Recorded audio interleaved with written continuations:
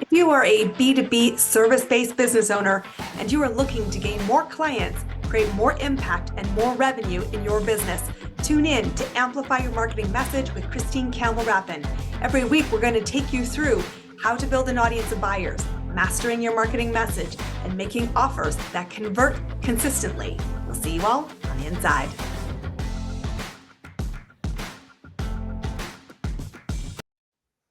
Welcome back, everybody. You know that I am all about standing out from the sea of sameness, getting in front of that ideal buyer and doing it in a way that's both creative and elegant. And that's why I'm so excited to introduce you our guest today, who I met, guess what? Networking. And she said something. She was the speaker of the day and said something that sparked my curiosity. And I thought, I love this idea. I want to bring it to my audience. So please give a very warm welcome to Jennifer Faye Colombo. She is going to introduce you to something that is really, really interesting. Welcome to the show today, Jennifer. Thank you so much for having me. I'm super excited to be here with you and your audience and share this. I know this is going to be a lot of fun. So I want to talk about, first and foremost, how on earth did you discover this? And then how on earth did you lead to the place that said, I'm going to build an entire business around this whole strategy? Yeah, this is such a great question. And basically what I do is I am an artist and designer, and I create journals and card decks for myself as well as for my clients. And I had already been a user of the tool of journals and card decks for a very long time. And many years ago, I was like, it'd be really fun to create one, not having any idea how to do one. And somebody suggested a few years ago, I have this idea. Will you be the illustrator? And I said yes. And after turning down a publishing deal to self-publish, I learned all of the ropes and tied in my background as not only a fine artist, but as a theatrical scenery designer and being able to work with printers and vendors to be able to actually create these products, not only for myself. I had so much fun doing it. And I was like, these would be really cool to create for other people as tools to share with their clients, whether they're working, giving them or selling them or both, for their one-on-one clients, for retreat participants, workshop participants. And I think one of your favorites is a lead magnet. It's a different way to have a lead magnet. Absolutely. And this is an interesting place because lead magnets, for anybody who's not familiar with the term, lead magnets are a tool to bring forward from a crowd your ideal person who wants to have an engagement. And to know that your lead magnet is effective, it simply comes down to, did they take a step towards you?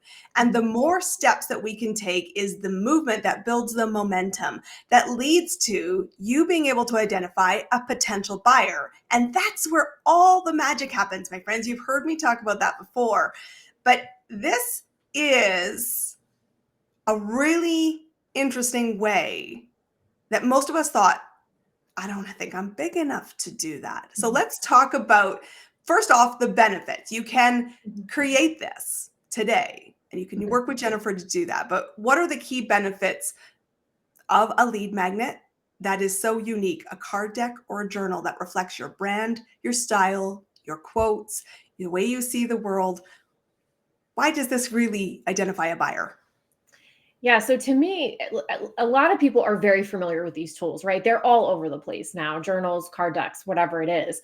But this is a way to, instead of using something stock and off the shelf, this is a way to actually have your words of wisdom in your clients' hands, or then potential clients, depending on how you're using it.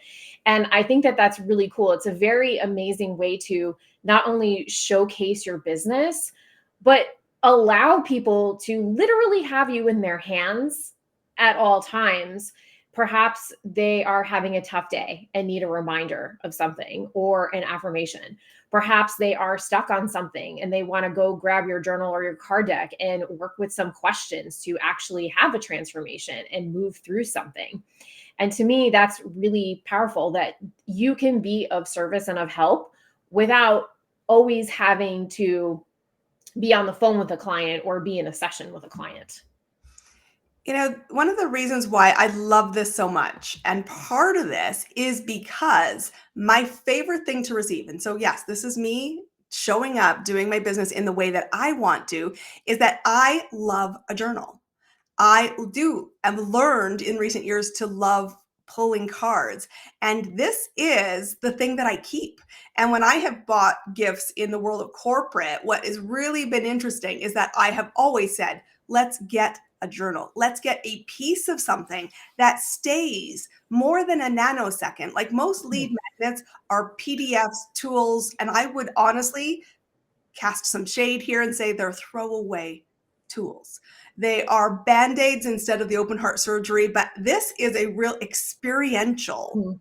way to deliver short-term impact and a long-term legacy in the eyes of not only your current client, your past client, and I love what you also said, which is your potential client. So let's talk about ways you might guide, because you're both creating them in the business that you Mhm. have, but you're also guiding people to how do you use these? Let's talk a little bit about that.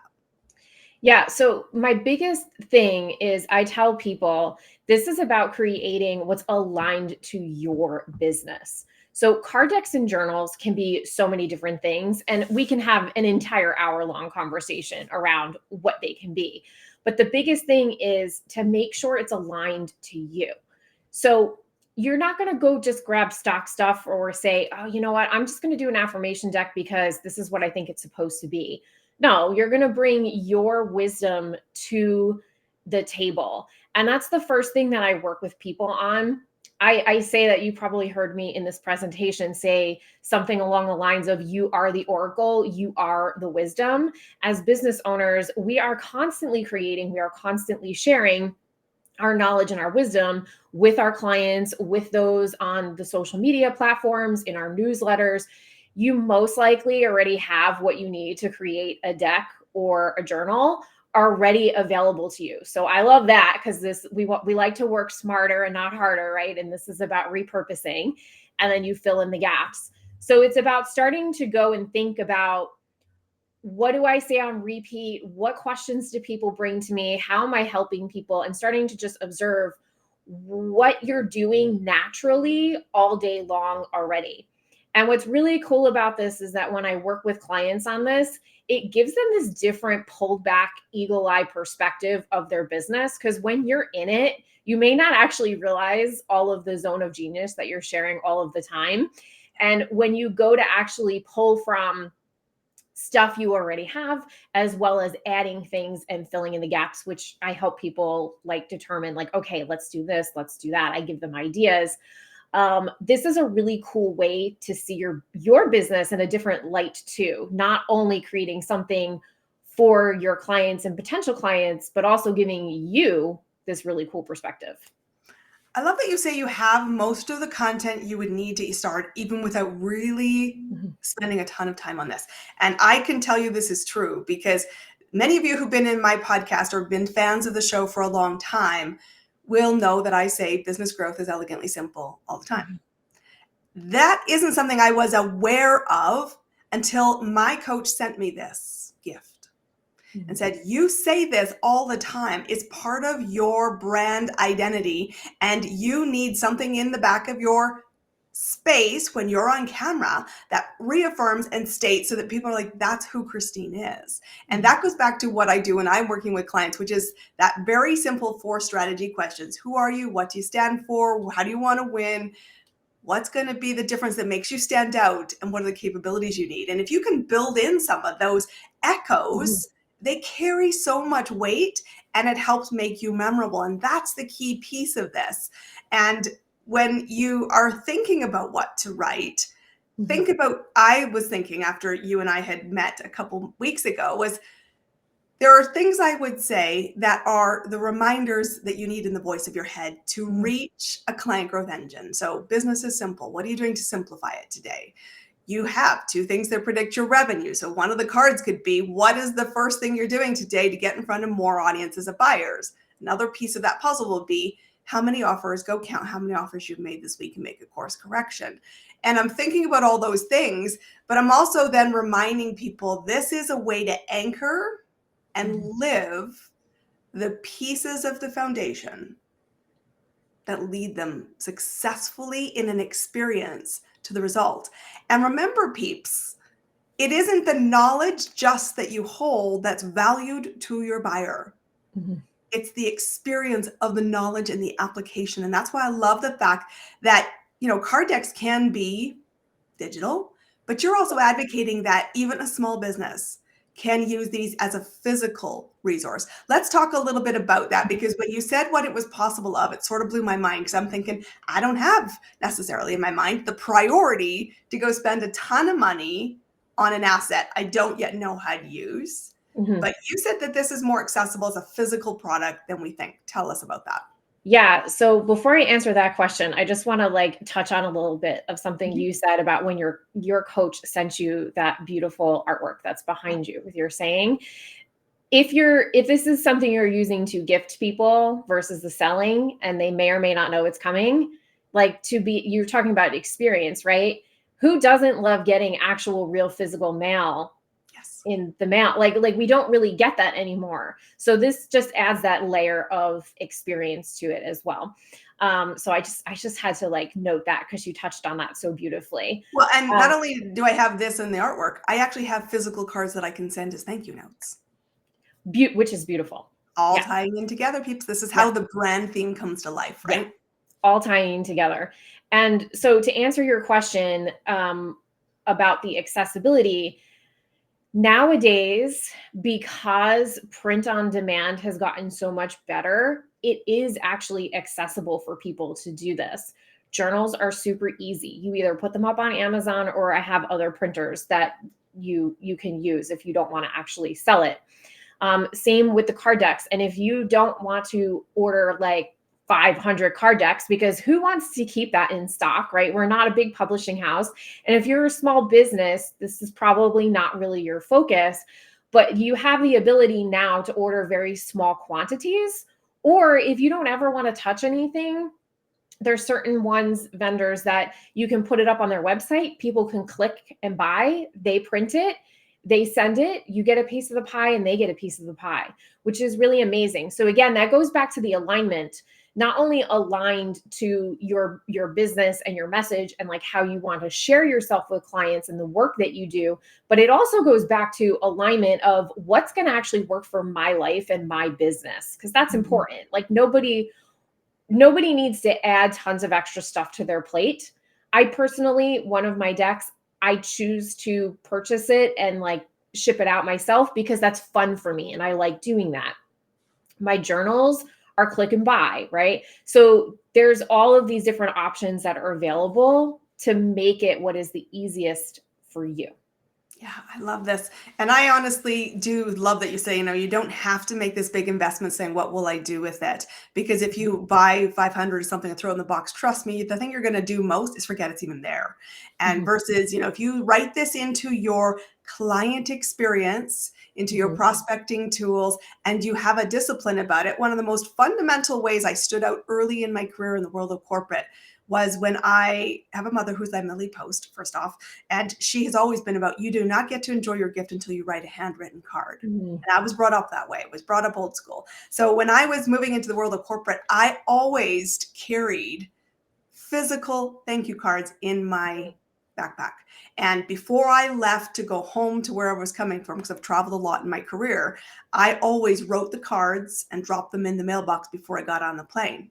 And I will tell you, to this day, clients emulate that. I do that in my business still today. And I get cards from people who talk about the impact and that ability to elevate yourself with mhm, really simple things can be such a breakthrough. And one of my clients, just want to share one more story. Just a couple of weeks ago, we were brainstorming. How do you engage with your audience? And mhm, she's not somebody who wants to pick up the phone. She doesn't even like emailing them a heck of a lot. And I'm like, how about you send thank you letters with your mhm, product? Because she's selling something that is going in a physical product to the end customer. And she's like, I love that. And I said, think about the paper, think about the texture, think about the product, the experience. And she's like, I am all over this. I can't wait to go build this on. In this case, she built, I think, probably through Vistaprint, but that's a video, or a service that's on demand. You can pick small quantities. And this is not as expensive as you think, because if you think about the cost per lead, and we're talking about identifying a buyer, they are climbing. And even in the digital space, it's easy to be $10 to $15 a lead. If you're not aware of that, you need a budget if you're going to go do ads. And I always say, get the message right, know who the buyer is, get this proof of concept, and then go to town. But you're in the same ballpark with Yes.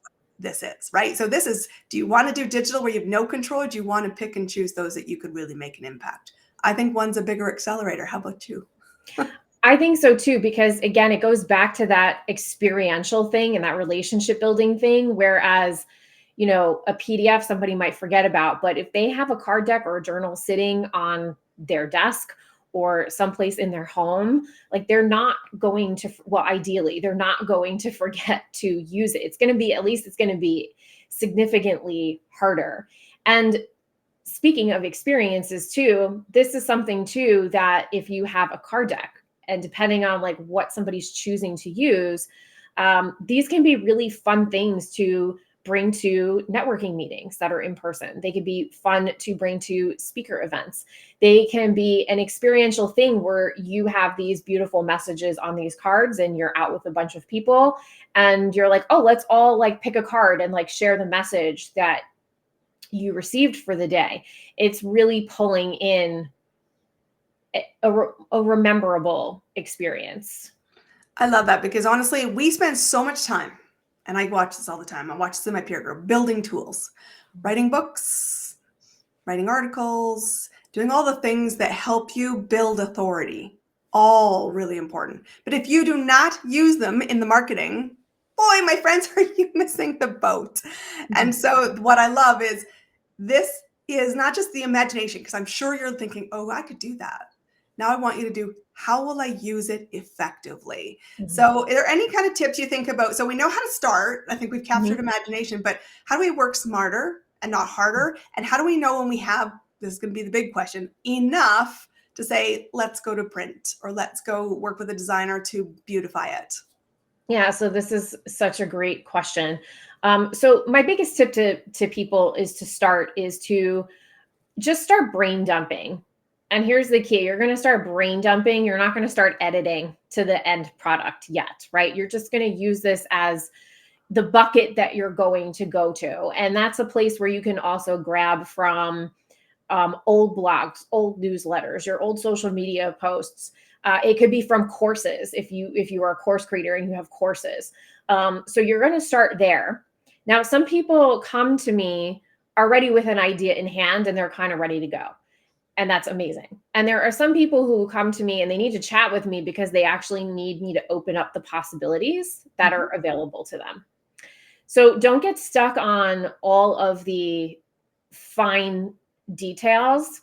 Those come later. It's starting with your wisdom and getting that down. And then eventually you're going to edit.